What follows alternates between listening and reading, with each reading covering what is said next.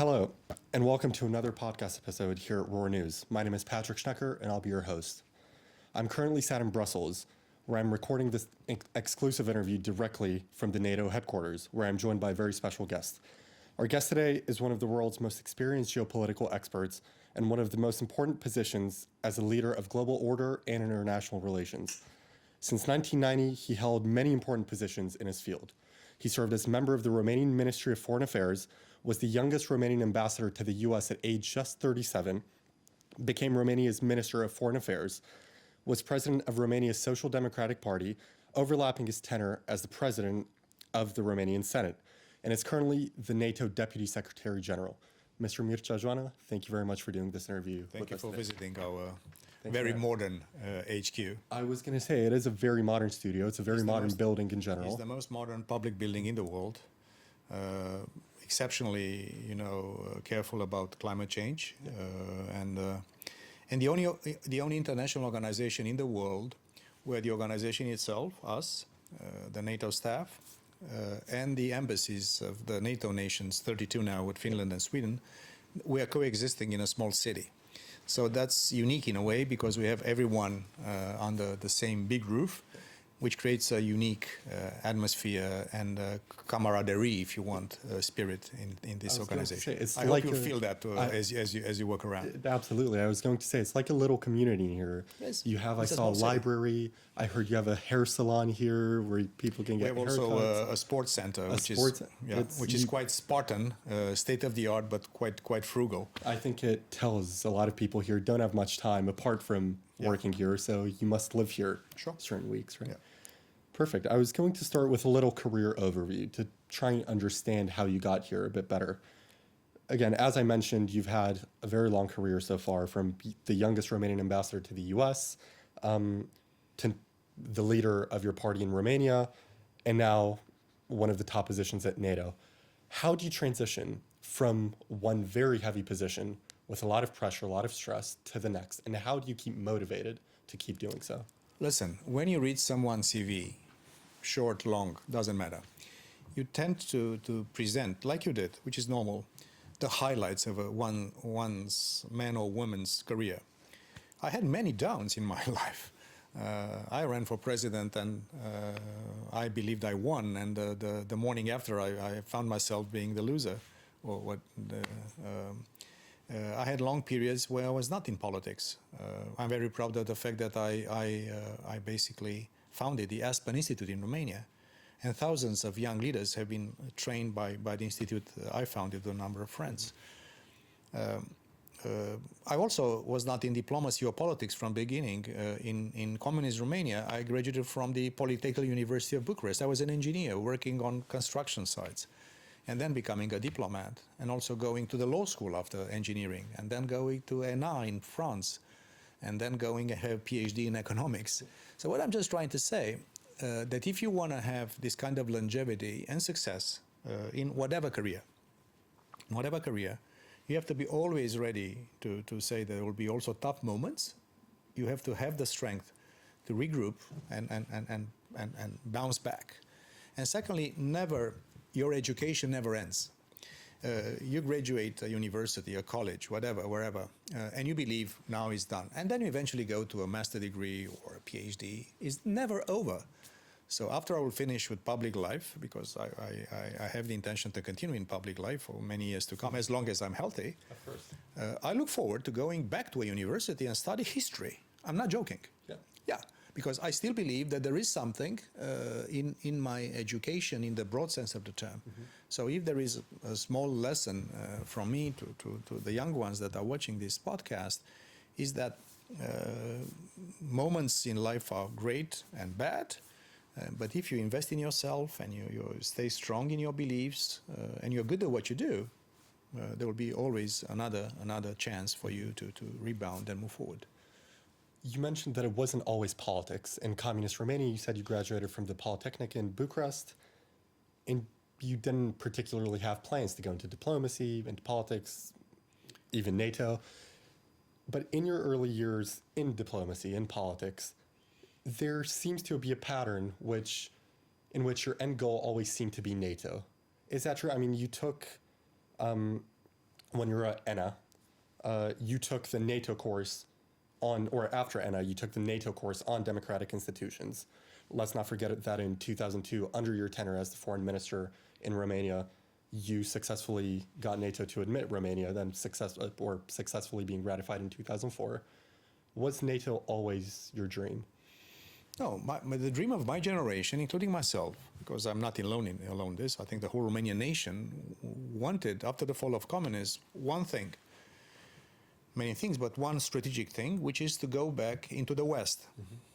We've been basically abandoned in the cold of communism and gulags and all these things. So when we found freedom again after 1989, the whole nation wanted to go back into the West.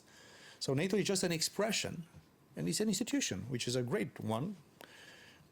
But also I was very active in closing the negotiations to join the European Union. It's another the side of the same coin.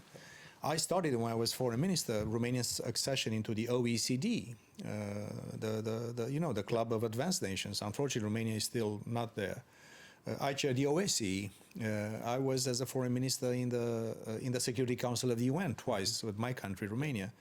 So for me, it was, of course, NATO being the first, all of this, because if you don't have security, without NATO membership for Romania, there would have been no EU membership for Romania.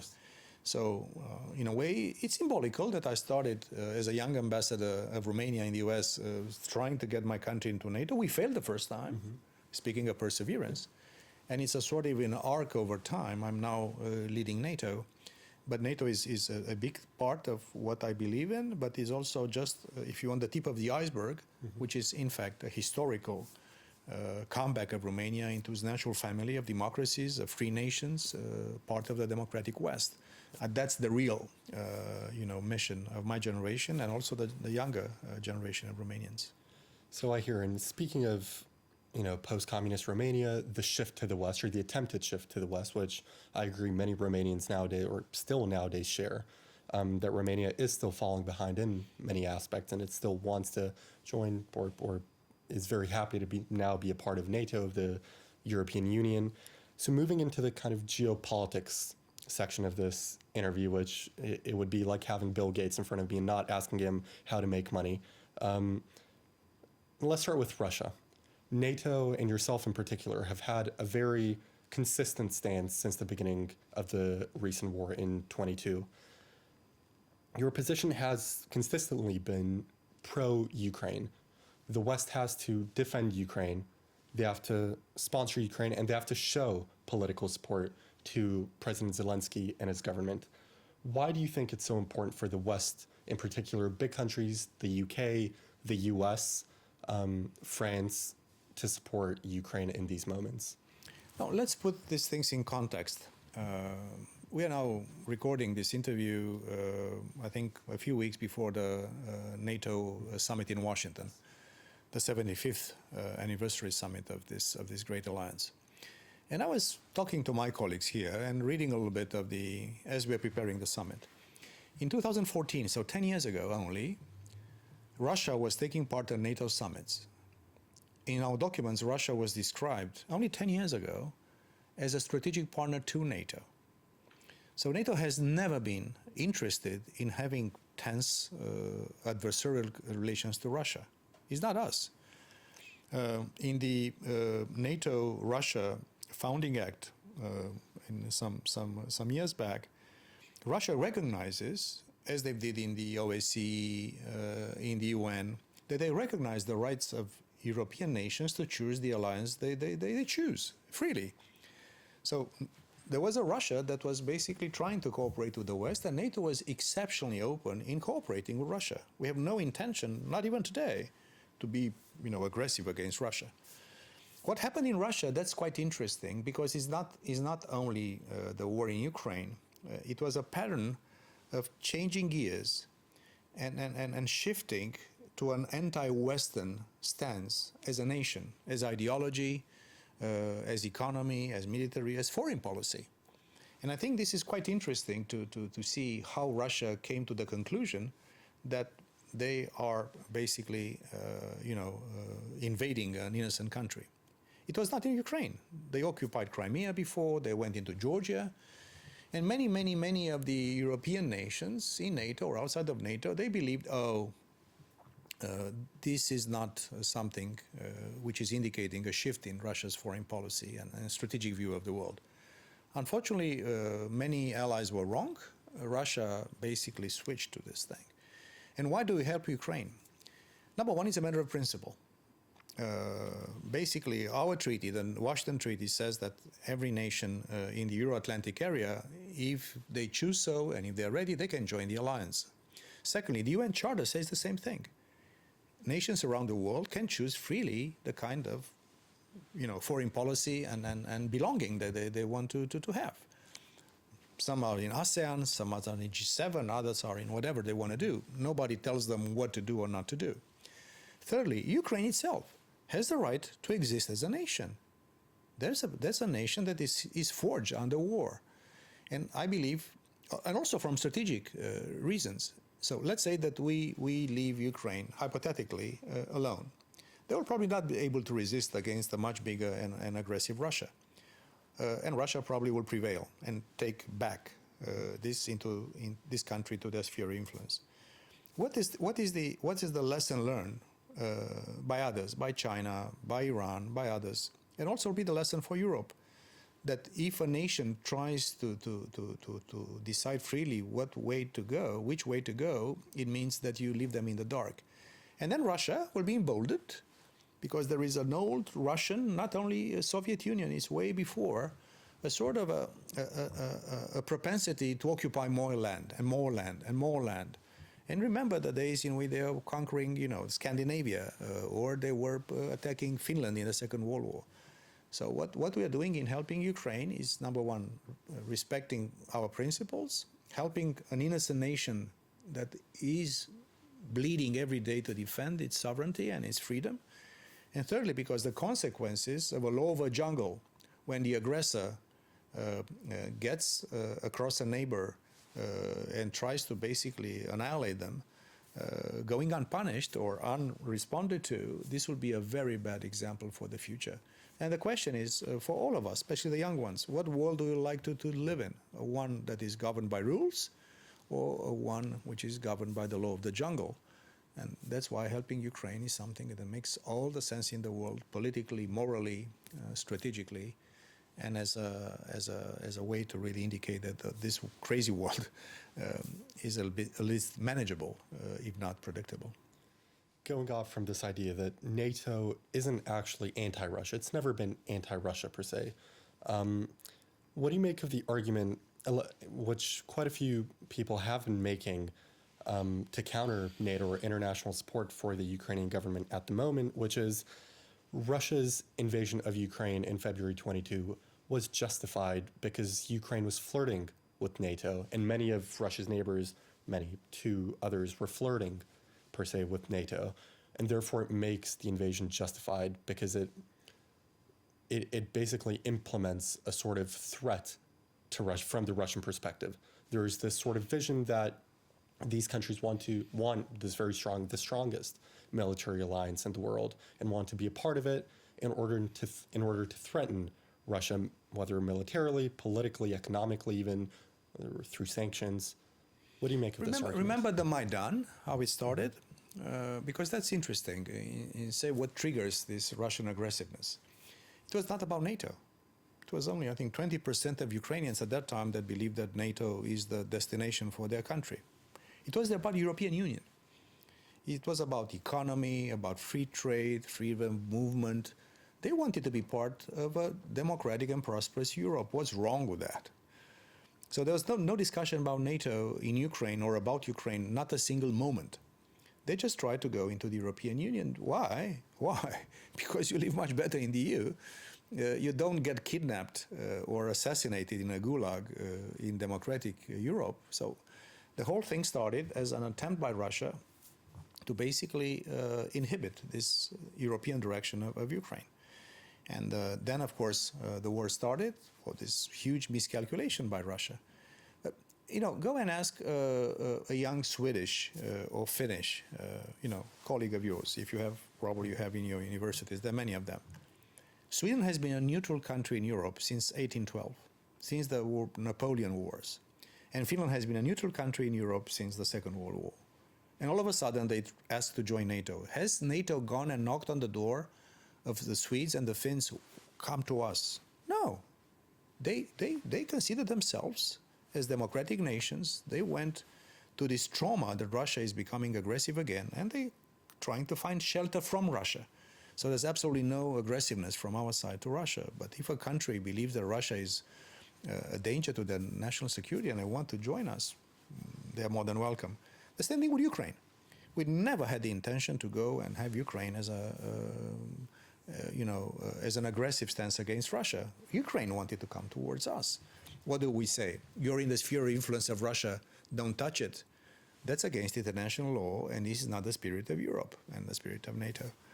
There's a lot of propaganda, and what I'm just trying to say that we should anticipate a relatively long period of time when Russia, that is now cementing itself as a national ideology. The West is bad.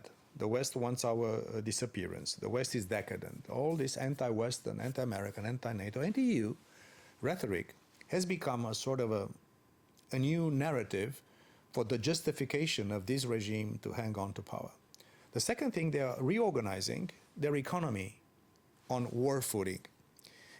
The new defense minister in Russia is a former minister of the economy. Normally you expect some guy with some experience in national security or defense. No, they brought an economist basically. Why? Because they want to have their economy solidly organized for a war economy. And thirdly, the foreign policy is anti-Western. In Africa, in the Middle East, in Georgia, in Moldova, in the Balkans. So they have basically, out of nostalgia, out of a sort of a need of a foreign enemy, because that's the manual of propaganda. You should invent a foreign enemy. We're not an enemy of Russia. We're just defending, the nations that want to belong to NATO, and this is why the eastern flank of NATO now is far more robust when it comes. So Mr. Putin tried to have no NATO or less NATO, now has more NATO. And if things go well, I think that Ukraine will become a member of NATO, have even more NATO. So I think in the end, his proposition is a losing proposition, because you just cannot organize a society in this basically aggressive stance against. In NATO we are 1 billion people, 53% of global GDP. So I think it's just basically an attempt to give a sense to Russia and a sense to the current leadership of Russia of a justification for this prolonged staying in power. There have been a lot of new relationships coming up between different countries, but there are also some older ones that keep transitioning. It's, again, what I was mentioning earlier, this up, down. It's a very volatile relationship. When looking at Russia, you obviously have China. And there's the whole debate, is China Russia's partner? Is China Russia's rival? Are they more bound through cooperation or conflict? And there's a lot of arguments for both sides. You obviously have the cooperation side, which after the beginning of the war in February 22, you had the No Limits partnership between China and Russia, which was bilateral agreement, a lot more investment between the two countries, particularly in the energy sector. Similarly, you have pipelines going through Eurasian pipelines that, again, strengthen the relationship.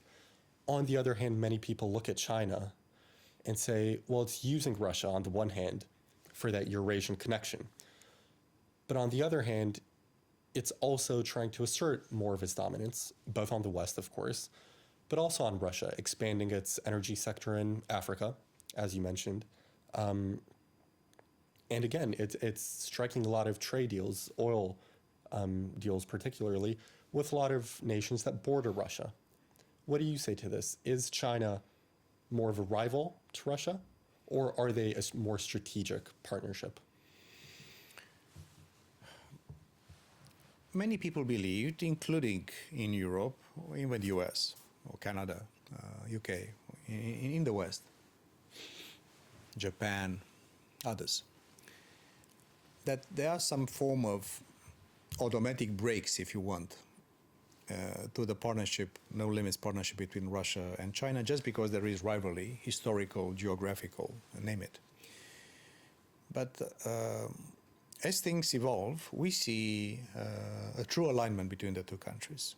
There's still things that they are, competing, Central Asia, even a few of the other geopolitical important places for both countries. But from the top leadership of each of the two, there is a clear indication to the bureaucracy and to the state apparatus to isolate the points of friction, treat them, they're not disappearing, but basically not to basically poison the heart of this relationship. Because the heart of this relationship is a joint desire to basically get rid of the world order imposed by America and its allies at the end of the Second World War, or in Europe after the fall of communism. So the strategic joint interest is superseding, if you want, the inherent rivalry between these two nations. So that's why we anticipate. We see now how China is supporting Russia in the war against Ukraine. So that's a direct threat to European security. It's not something in Asia, and NATO is here in Europe. A big portion of the reconstitution with speed of Russian military capabilities in the war against Ukraine is done with Chinese support. Not yet direct lethal support, but microprocessors, 70% of prime microprocessors used in Russian military equipment comes from China. Specialized machine tools, many kits, drones that could be civilian but could also be military. So it's clear that China has chosen this camp just because it serves. What will happen in the next 10 or 15 or 20 years between the two? This could resurface, but for the time being, we anticipate. And this is not only China and Russia, it's also North Korea and Iran. Look who's helping also Russia in the war against Ukraine. There are more North Korean shells than Russian-produced shells in the battlefield. There are more drones produced by Iran or produced by Russia with the help of Iran than Russian production. So we see a conglomerate of authoritarian regimes that are, excuse my English, ganging up with the same interest to basically, upheaval in world affairs, because they believe that their interests are different from the ones of the democratic political West. How dangerous is this anti-Western or anti-U.S. hegemony agenda that so many of these authoritarian regimes, like you put it, hold? It could become very dangerous if we don't prevail in Ukraine. And I'm not coming back obsessively to Ukraine. I'm just saying that for many countries like China, the way in which the West, once deciding you support a nation under siege by an aggressive nation, sitting on the camp with China, which is the case of Russia. So I think what would China learn from the idea that the West doesn't have enough endurance or resilience or capacity to support Ukraine?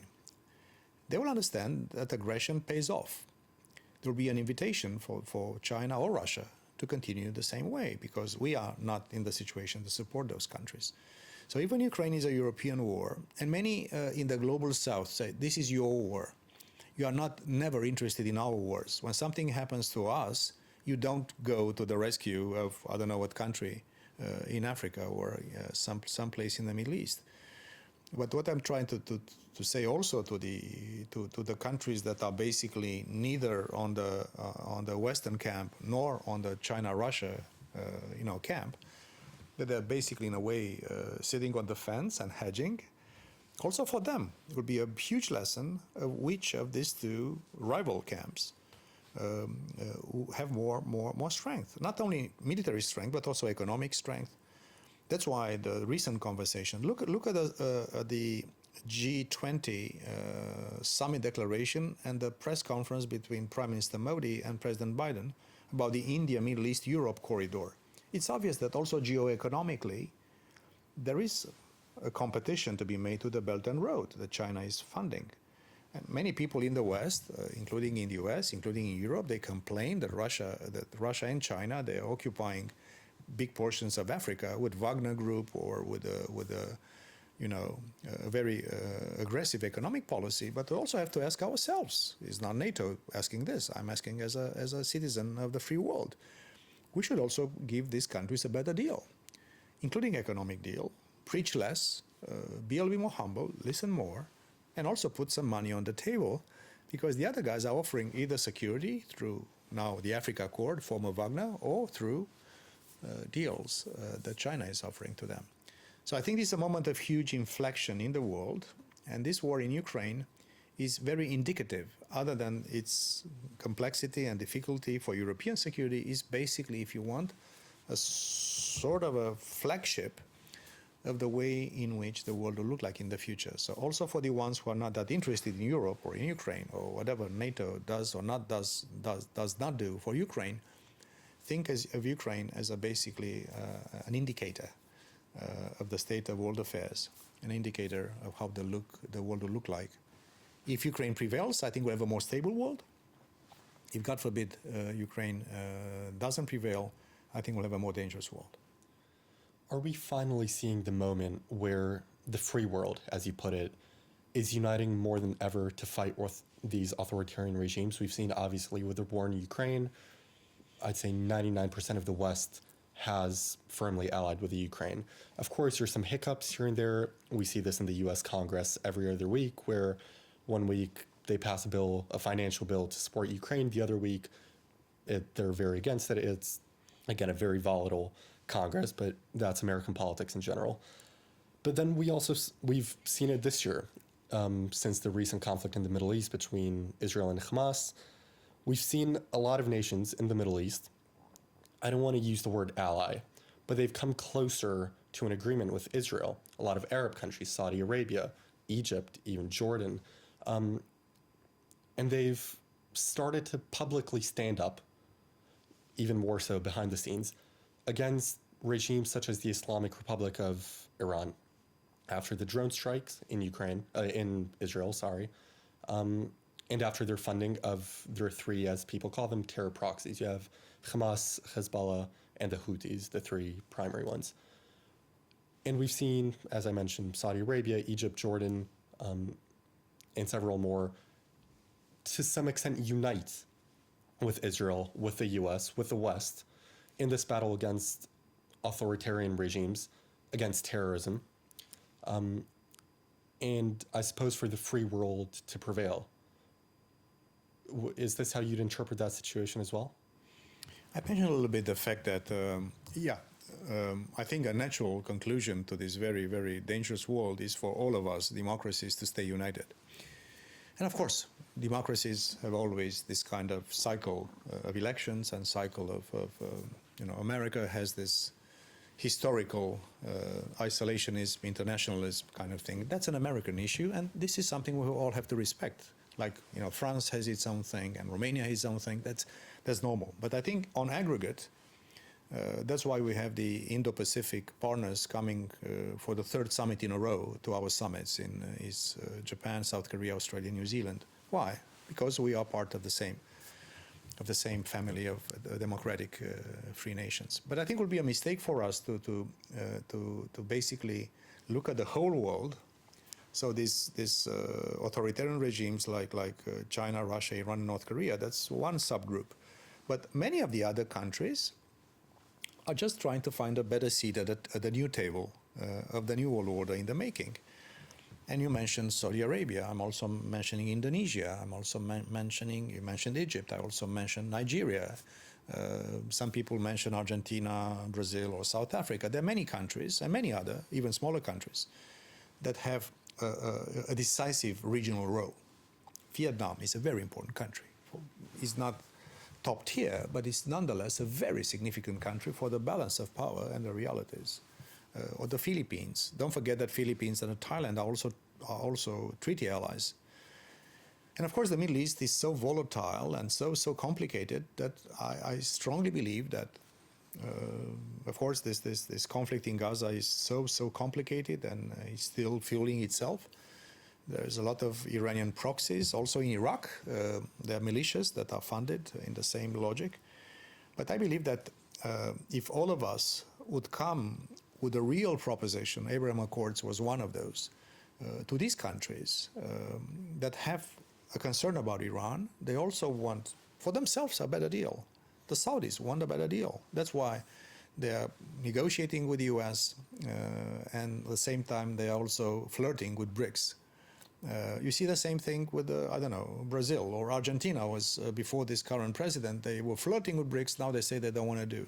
What's the indication of this? The world is trying to find a new balance. And as we are still very influential and powerful and have also the resources in this political West, we should really go to these countries and offer a better deal. I'm coming back to this thing. They're pragmatic nations. They're big nations. They're influential nations. And just want to be India is a huge thing.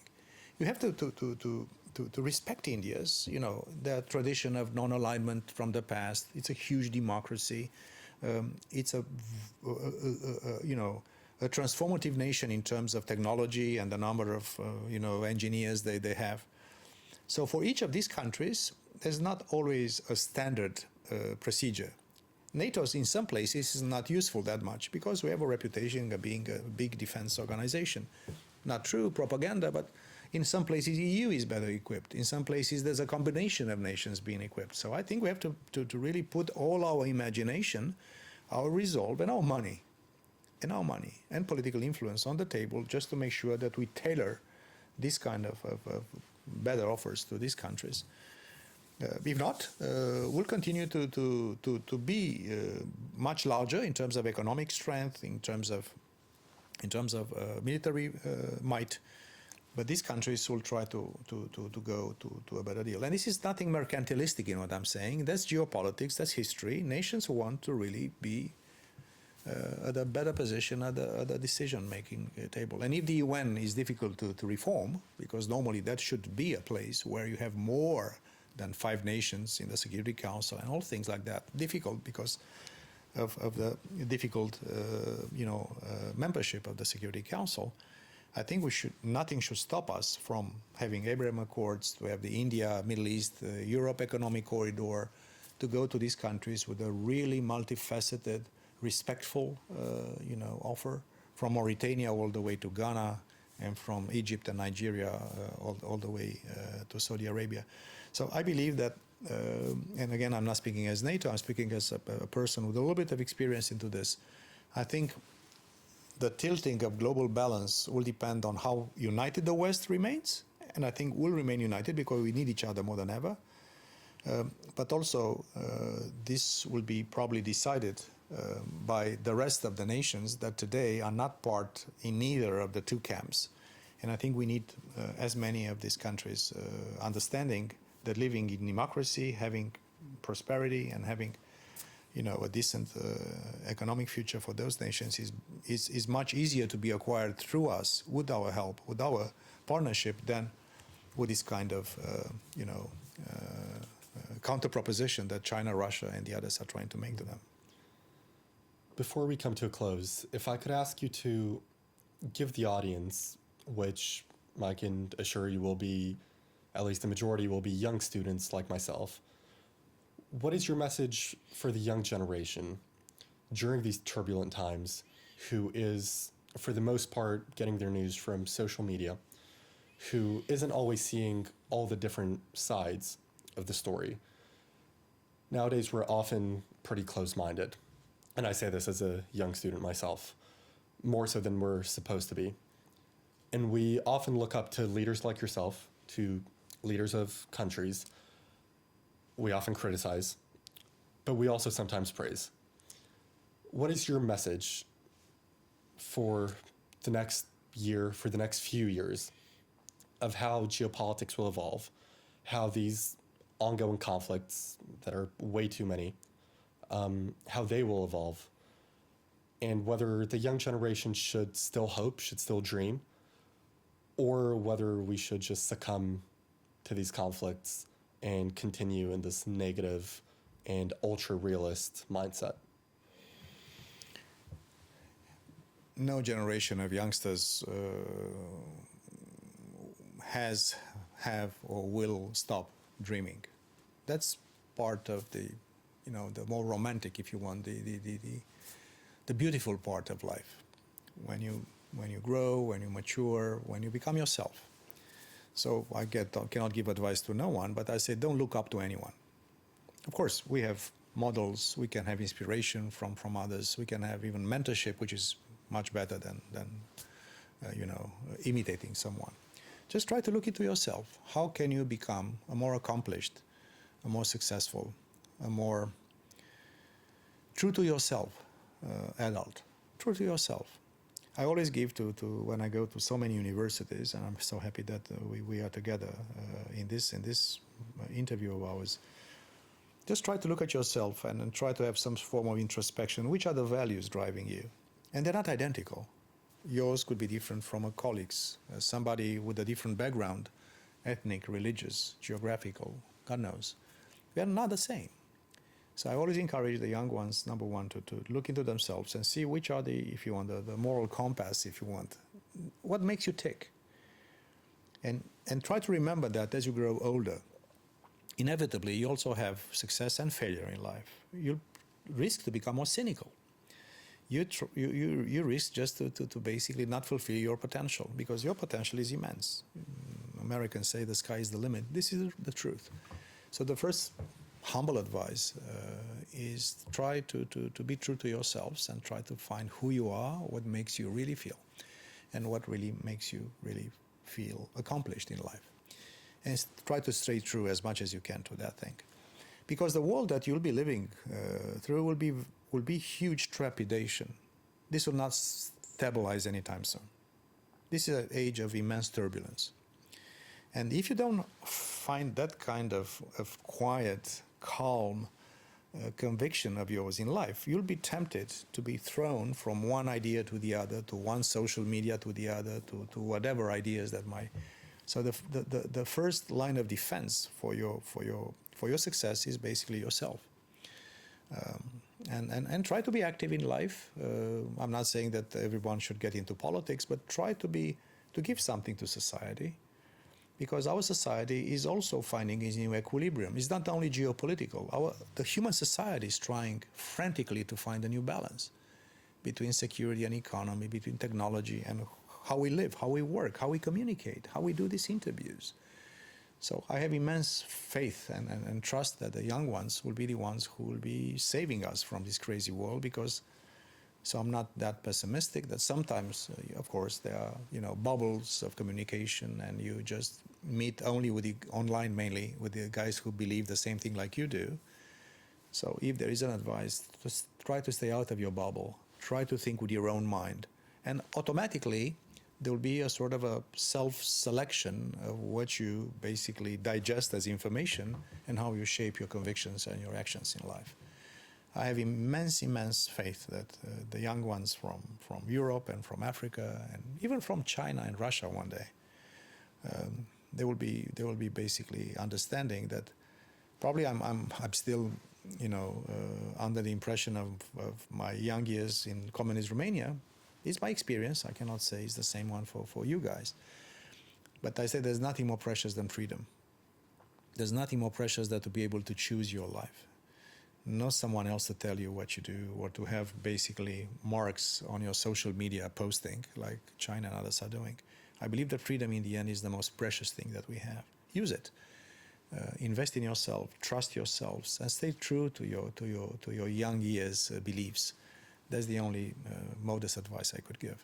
And I have immense faith and confidence that your generation will be able not only to live with the crazy world, but also benefit from it, because when there is a big crisis, there's also a huge opportunity for. And thank you so much for coming by. And I hope that many of your colleagues will have the curiosity to visit and see what NATO does on many fronts. I'm sure they will. Mr. Mircea Geoană, NATO Deputy Secretary General, thank you very much. Thank you for having me. Thank you.